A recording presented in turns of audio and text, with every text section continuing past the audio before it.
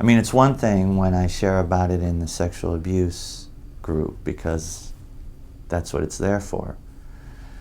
But I also force myself to share about it in AA. And that's hard to do. That's really hard to do. I actually just shared on Tuesday.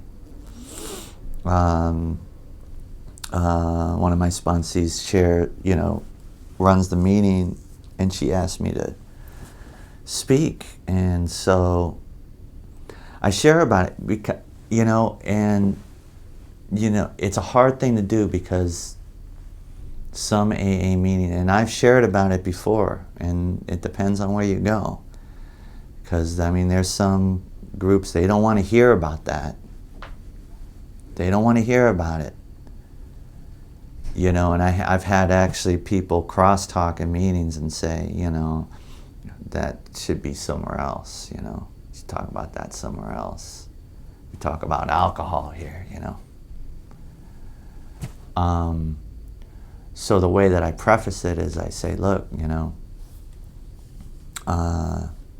this is directly related to the abuse. The guy introduced me to this drugs and alcohol, and I have to talk about it because it's part of the story.